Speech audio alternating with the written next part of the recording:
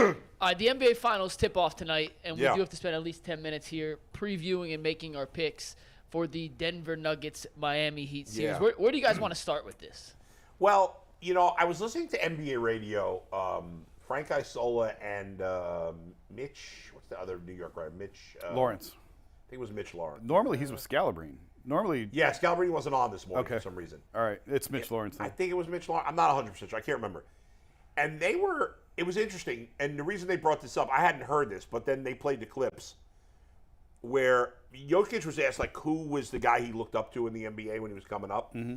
And he said it was Tim Duncan. And then Michael Malone, the coach of the Nuggets, kind of compared him to Tim. Obviously, their games were a little different. Tim Duncan, wasn't handling the ball up the court. Right. But in terms of, like, such selfless guys, quiet superstars. Yes, that's the They're comparison. very similar in that they're in the same. They're cut from the same cloth. Yeah, I don't know that their games necessarily are similar at all because Duncan wasn't shooting threes like this. No, and not making at all. them But the type of guy they seem to be. very quiet, unassuming, don't care about media, keep to themselves. Like, those are the guys you want. Yeah, it's the Nick Chubb of Cleveland. They don't care. Like, Tim Duncan, it didn't seem, maybe he did. It didn't seem like he cared about, he didn't care about how many points he scored. He didn't care about, am I going to win the MVP? Like, he just wanted to win. That was all that mattered. That's the way at least it seemed. Yeah, I mean, look at that. That's nuts. He's averaging a triple-double in these crazy. playoffs. And I don't expect that to go away now. Like, I think he's probably going to end looks like a guy playing rec league basketball. I've said 100 times on the show, he'd be the last guy taken. If he showed up on a playground schoolyard game or pick him, he'd be the last dude you take. I have to think about it. He was the last pick in the All-Star game. In the All-Star game. That's embarrassing. That's blasphemy. That's embarrassing. I totally agree. That's ridiculous. He's been over the top dominant. Like, and the thing I think is what's really unique about him is he does it in a different way. He's if you don't have a wing player, right? I commend, Mike Malone and Spo for doing things like, all right, well, we got other players that we want to get involved. Let's open Jamal Murray up a little bit he don't need to bring the ball up the court every time. We can initiate offense with Joker. And I think that's one of the moves that I look at it. Wow, he's averaging that much too? Porter's averaging. I think I think it's 17. That kid. Okay, I'm about to say, this dude. But still, I mean, those numbers. I mean, he's shooting 40% for the free throw. Murray's averaging 27.7. Okay. I'll get you. We got to update that. That's on. So they got, not only is he averaging a triple-double, but their next two guys are averaging. They've got, I think, 6 guys averaging double figures in the playoffs. And they all pass. They all rebound. Like, everybody. Yeah. And they seem like one of the most unselfish teams you've ever seen. They run stuff, Jason. You can see the sets. You can be like, oh, let's run some action here. Like, when you watch other teams, it's like pulling teeth. It's hard to watch them. Like, every shot is contested. Every shot is just, you're getting down the 4 in the shot clock. They don't get any easy baskets, and all these guys can pass, cut. It's a different way of watching the game. They have been probably the most disrespected, underappreciated number 1 seed in recent memory of the NBA, and I'm just as guilty of it.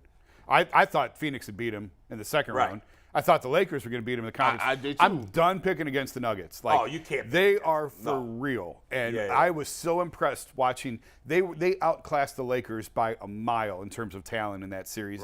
And I was just guilty after Game 1, thinking, it don't matter, man. The Lakers, they're going to figure this out. No, Denver really is that good. I think Spo is the better head coach in this series, but Michael Malone is it's only because I think Spo's the best coach in the league. But to your point, like in the other series, the gap between Spo and the other coach was like this. It's huge. Yeah. Whereas, everybody agrees Spo's the best coach, but Michael Malone's probably top around. 5 also, right? I don't know if he's top 5, but he's really good. He's good enough. Top 10, definitely. Yeah, Mike was here for a number of years as Mike Brown's assistant the first time around. Yeah. He's got a terrific reputation around the league. He went to the Sacramento death hole and got out of it, and now he's in Denver. But they are so good. They've got, Aaron Gordon has guarded Cat in these playoffs. He's guarded Durant. He's guarded LeBron. Now he's going to be on Butler. So they've got someone, because a lot of times it's, who are you going to use on Jimmy? Well, they've got a guy who can guard Jimmy. I don't think there's anyone on Miami who can guard Jokic. Right. And the important thing when it comes to Malone, too, is he's got a great relationship with his best player. And isn't that the key, ultimately? There's a lot of trust throughout that roster. Right. And you have got to have buy-in and trust as a head coach, particularly in the playoffs. And he's got that. I mean, look at that. Mike's talked about that, I know, off the show, I think, throughout the series. Yeah. Look at those numbers. And, I mean, the altitude will play a factor, particularly in Game 1. Denver's rested. They've been off for a week. That matters. Right. Miami's coming off a grueling 7-game series. Now they got to go to the altitude. I think Denver would be a heavy favorite in Game 1 for that reason. I know there's the whole rest versus rust. Favorite in the game. Yeah, I know there's the whole rest versus rust argument. Give me the rest every time. Every time. I think you mentioned this, brought this up. I don't know where this really comes from, but the whole thing about, whether or not it's going to be a good series or not. Because it's not big teams in terms of popularity. Where did that come from? Everybody's always worried. The NBA's not going to like this. Who cares what the NBA likes? It's like, dude, I watch these games because in sports, it's a way to choose a definitive winner of who is actually the best team. That's the great thing about sports. Sports sometimes, because I think the writer and the media, and I think the leagues have done a really good job of framing sports in a way that the average person can understand. We can understand good versus evil. We can understand the Yankees versus the Red Sox, the dark empires, the teams with the money or the big cities versus small cities. Yeah, like they did a really good job of framing that in a way that people can understand the context and the storylines of ins and outs of sports. But for me, as a guy who just loves sports and that played sports, all the sports growing up, to me, sports is a way you figure out who's the champion. It's about putting the work in and doing it. And who cares if it's not the Boston Celtics or Lakers every time? Right. The Denver Nuggets are the best team. Yeah. And the Miami Heat came from nothing and they're a great team. By the way, Miami is the biggest underdog to ever get to the finals. It's remarkable. Yeah. Their story is remarkable. And all credit to them.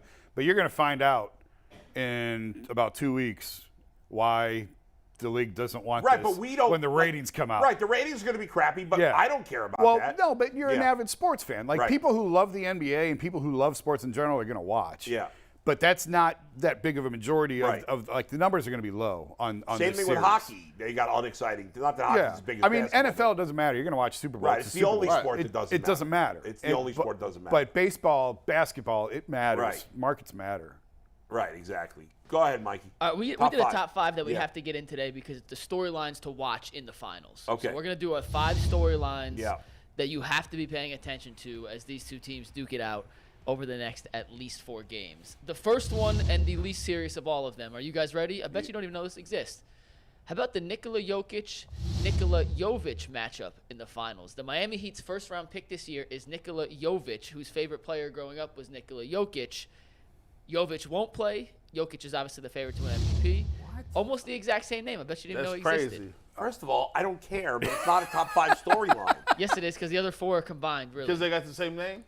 Same name. It's cool. It's fine. It's a cool nugget, but not a top 5 storyline. But all right, whatever. Bull has it at 8. You're going to notice some of these nuggets, they're condensed in multiple hungry. nuggets in one nuggets. nugget. Okay, number 4, a little more serious. How about the Tyler Hero watch? So he hasn't played since Game 1 of the first-round series against Milwaukee, and Miami hasn't needed them. They were 27. He's not playing Game 1. They already said it. No, he's potentially coming back for Game 3. I said he hasn't played since Game 1 in Milwaukee. Miami was 27th in the league in three-point percentage this year during the regular season, which is the lowest of any team to ever make the finals since the three-point percentage and the three-point revolution has happened. Without him, they've been on fire. They're the best three-point shooting out of their minds in the playoffs. And when I was in Dallas last month filming that pilot, Devin Harris told me, he's like, hey, the Heat are better without Tyler Hero. He's fine in the regular season when no one plays defense anyway. But when teams lock in, Hero does his own offense. The other 4 guys on Miami play within the system. It's going to be interesting to see how they try to fold him back into the mix because they need firepower to keep up with Denver. But I'm not sure Hero coming back this late after Caleb Martin stepped up, Max Strus, Gabe Vincent. I'm not sure how they're going to. Yeah, I'm not cutting Caleb Martin's minutes the way he's playing. I'm just not sure these guys. I'm just not sure these guys are going to keep shooting the way that they have. Eventually, there's going to be regression to the mean, and the Heat just haven't been a very good shooting team. I'm with Mike. I think they need Hero. Well, I'll look at it this: what does it mean if the Heat win? We'll get there. Don't right. We're getting there. Yeah. All right. Number 3. Number 3, the Nuggets have been a franchise for 47 years. They have never made the finals. They are looking for the first championship in franchise history. And Jason alluded to that altitude. They are 42-7 at home this season. They haven't lost at home in the playoffs. They've won and this by double figures. The average margin is double figures in the playoffs at home. And for a franchise that's had a lot of pretty solid players, like Jokic is the best player they've ever had, but they've had some pretty good players throughout their tenure of their franchise. The fact they've never been to a finals in 47 years is unfathomable, and this is probably their best chance. Was last year the first time the Colorado Avalanche got, because they won the Stanley Cup last year? No, Patrick Roy. Patrick Waugh. Yeah. I think they won like 2. Oh, yeah? Joe Sakic. Look at that. Colorado Avalanche historian Mike Lucas right here. Impressive. Number 2. G mentioned this. I combined about 7 things into one bullet point, and it's simply Heat culture. An 8 seed has never won the title. Miami's looking to become the first.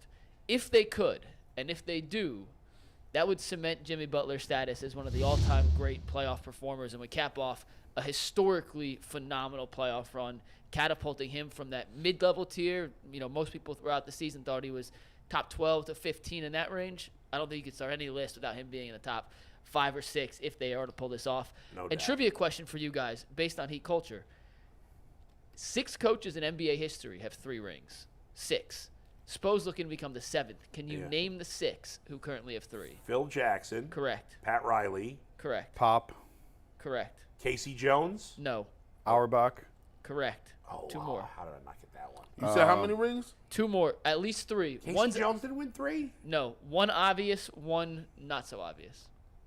One obvious. You guys have named Phil Jackson. Steve Kerr. There's the obvious. Oh, yeah. Duh. And one more who, I'll be honest, I had never heard of this guy. Is it somebody from like the 50s or 60s? Yes. John Kundla, who coached the Minneapolis Lakers. Yeah, we would have never How had would that. we freaking know that? So look at that list. That is the elites of the elite coaches. A lot of phenomenal coaches, including Casey Jones, have won 2. Very, very, very, very, very few have ever Bird won 3 3. championships. Who? Larry Bird. As a coach? No, as a player. This is just a coach, though. No, he's saying he was the coach. I thought Casey Jones was his coach every year, but I guess not. Unless he didn't win 3 championships. I thought he did. I don't know. I will double and triple check that. I checked 2 different places yesterday on this Red stat, 'cause Auerbach I still didn't the know. coach for when he No, first came in not the league? for I don't think so. not in the 80s. Yeah. He was gone by You then. know- I think. But either way, if we Yeah. do add, and I'll double check, but this was that was from an ESPN article, and then I double checked it I because mean- I had to look up who John Kundla was. I certainly am wrong. And think back to the first year when LeBron was in Miami and people wanted Spo fired because LeBron bumped his shoulder and the disrespect and how ridiculous that was. Right, yeah. And now look where Eric Spoelstra is today. Hey, with everybody, now if you coach, you can win the championship or get to the finals, you be fired in the next year. Well, not Spoelstra. And I mean, to the Heat's credit, not a lot of people stood up to prime LeBron. That's true. And he's my guy, but sometimes you got to stand up to him. And Pat Riley said, "That is your coach. You go play for him." Right. Good. And look where it got him. Maybe if LeBron should have had more of that in his career. Well, I'm glad he boycotted David Blatt. Yeah. That was the right move. Yeah. Bird only owned 2 championships? Casey Jones only won 2, 84 and 86. Did Bird win 3 as a player? Stand by. Yes. I know he didn't win any as a coach. Did Larry Bird, 3-time champion, 81, 84, 86. So who he was the coach in 81? Was it Maybe still it was, Red Auerbach? maybe it was Red. 84, who's the coach? 81. 81. 81, that's what I'm sorry. Who's the coach? We'll tell you in overtime. All right. I'm going to have to look Do that we have up. a number 1 here? Or Yeah, we do have number 1. Yeah. We touched on it earlier a little bit, but Jokic's legacy. We talked about where he fits in the all-time center pantheon already. Yeah. He's top 6, 7. He wins a ring. He is right in the middle with the guys, and on a trajectory at least, to be right in the conversation with the all-time greats. Shaq has 4. I think right now you got to say he's the best player in the NBA, don't you?